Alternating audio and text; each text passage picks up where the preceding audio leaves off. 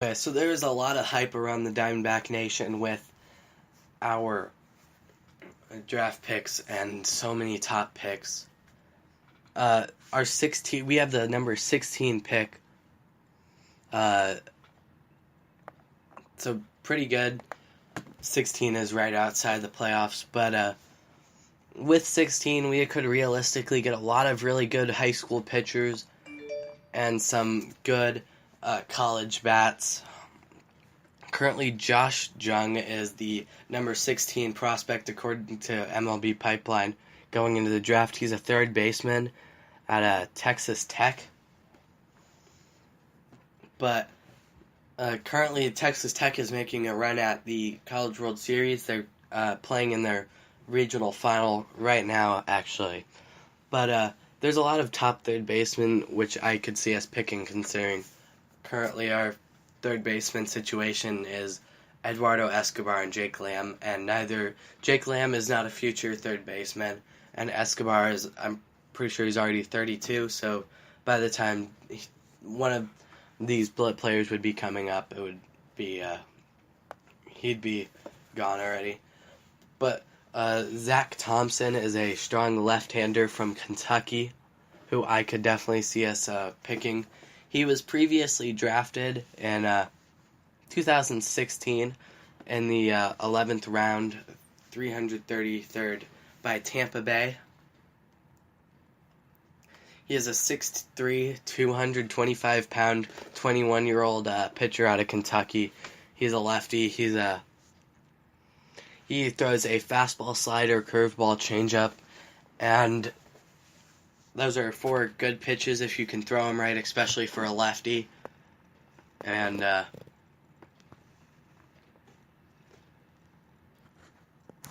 the only problem that could arise from this is he was not signed by the Rays in 2016 because he could not pass his post-draft physical, and he also was out for 2 months because of an elbow injury in his sophomore season. His fastball sits in the low 90s and tops out at 96. It has the little run and angle, and in the low 80s slider is his best pitch. But he generates good spin rate on slider and curveball and has a decent changeup. So overall, just he would be a nice arm. We do not have really any lefties right now, and adding another one would always be a good idea. There is a lot of other players that you could hope would drop to us, but another good-looking pitcher is George Kirby. He's 21, 6'3", 205 pounds. He's a right-handed pitcher. He was also drafted in 2016, drafted 32nd by the in the 32nd round by the Mets, and he did not sign. In 2018, he pitched for the U.S. Collegiate National Team and challenged the D1 strikeout crown last year. He currently attends Elon University and leads D1 in strikeout to walk ratio with 17.8 and a walk rate of 0.6 per 9 innings, which with our current pitchers, we really struggle giving up a lot of walks and a lot of free bases. So he has 4 quality pitches, a fastball, curveball, slider, and changeup, just like our last guy that I went over. His fastball it's a running fastball that sits around low 90s, and he can top it out at 98. He could add a lot more. The MLB Pipeline says he could add a lot more velocity as he gets stronger, and he has a feel for the spinning, and his curveball and slider, and a changeup has a lot of sink with it. So I'm just going to mention all the Diamondbacks picks in the draft. They have the 16th, 26th, 33rd, 34th, 56th, 74th, and 75th picks in the top 75. And then to round out the top 100, they also have the 93rd pick. There's a lot of great players that they could pick in this draft. A lot of really good college athletes. And it's pretty well mixed in between the amount of college and high school students. There's 53 college students on the MLB draft prospect list, 44 on the high school prospect list, and 3 that currently go to junior colleges. So overall, the Diamondbacks have just so many good picks. 26, it depends really, of course, what they're looking for. They're not really looking for a catcher or a first baseman but if they are trying to, there's so many good third basemen and outfielders and right-handed pitchers in this draft. A lot of third basemen are going to drop, so you're not going to be taking the first ones that you see, but right around 26 is Gunnar Henderson, a high school student out of Alabama. He plays shortstop. He is a left-handed hitter, throws right. He's 6'3", weighs 195, and he's 17, so he has a few more years to improve over some of these college kids that are younger, and I mean the college kids that are older and there's a lot of people making their debuts before 21, which they already are when you're drafting them. But he's one of the better hitters in this high school class, and their scouting grades give him a 55 on hit, a 55 on run, and a 60 on arm. His overall is a 50. I don't exactly know what the scale is out of, but a lot of these players are right around 50s. So overall pretty good, and definitely a shortstop that I think it would be worth looking into for the Diamondbacks. Another guy right around there, Cody Hosey, who has a ton of pop and a lot of power. He led the MLB, and he led NCAA with, I think he had around 25 home runs for this season. He led for a lot of the season overall, but yeah, he currently attends Tulane and was drafted previously in 2018. So he was drafted 35th, and yeah.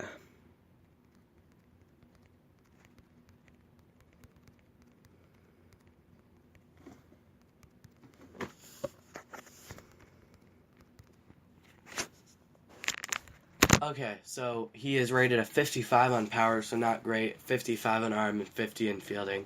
He doesn't have a lot of speed. He's only a 40 there, but again, third basemen are not known for their speed.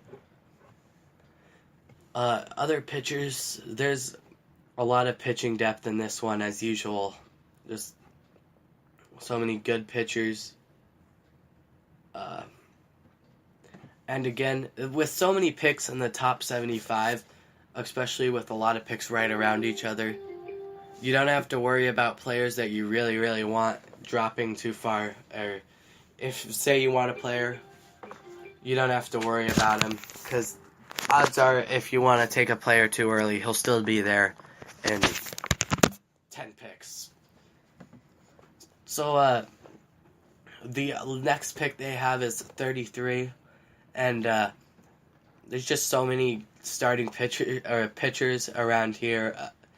Depending what we're looking for, lefty or righty, I'd like to see them take more lefties, as they only currently, I think they have 2 or 3 on their active roster. Robbie Ray, Andrew Chafin, and I think Jimmy Sturkey is a lefty. But so there is 2 options right around 33, Hunter Barco and Jack Leader. Hunter Barco is a high school pitcher from Florida, and Jack Leader is a high school pitcher from New Jersey. They are both a 50 overall in the scouting grades. Hunter Barco has the edge in height and weight. Hunter Barco is 3 more inches at 6'4", and he also weighs about 20 pounds more. So he could definitely probably throw a little faster. Leader has a 94 to 95 mile per hour fastball. I mean, he averages out about 91, 92, but he can reach 94 to 95 when he needs to throw it. And Hunter Barco is the left-hander. His velocity was up to 94 with good arm side movement, and he has a really good slider that he can get underneath it, and he can lose some control over it a few times. But overall, a lot of great players in this draft, and a lot of players that we would like to see join the team. Just looking at the current Diamondbacks roster, there's not much they can do with it. There's definitely some free agents they might sign. Currently, some of the top free agents are that I could possibly see them signing as pitcher spot is Brandon McCarthy, Doug Fister, Bartolo Colon. Not a lot of names out there that you're interested in. So a good draft class pitching-wise this season could do a lot to the team. And it could really boost up the team into contention and 5, 6, 3, 4, 5. I don't know, but just overall this year. And just something to mention about Robbie Ray is his walks have been going up a lot lately. It's definitely not good. In 2017, I thought he would be our next star pitcher, our next pitcher that is our ace, take over the throne from Greinke. Now I can't see him being anything than a 2, maybe a 3, because with the amount of walks and how short he goes, how few innings he can pitch, I love Robbie Ray, but if he's not going to be pitching well, then there's not much you can do. He's a really good strikeout pitcher. He's leading the team with 82 right now, which is, of course, good, but he's only thrown 62 innings, which isn't good either, which is definitely not good as a starting pitcher. None of our starting pitchers have reached 70 except for Greinke, which innings definitely isn't a defining stat for pitchers, but for starters, you'd want to be seeing more innings pitched for them. Because the longer they go, the less your bullpen has to go. Trying to find how many walks Robbie Ray has.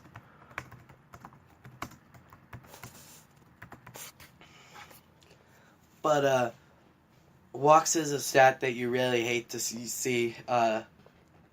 ASU lost because of walk today.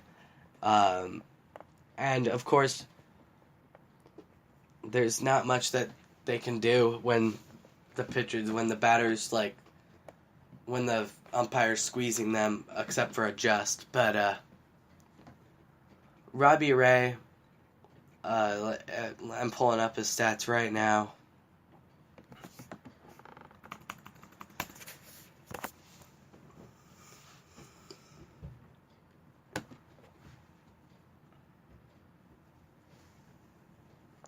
Okay, in 2017, his All-Star year, finished 7th in Cy Young voting. He had only 71 walks the entire season, and that was in 162 innings. This season, so far, he has half of that with 35 and only 60 innings, which is not a great stat. He hasn't really had a full season yet since that year. Maybe it's just because of that. Maybe he'll settle down, but part of the reason I think that could play into it is the mental part of it.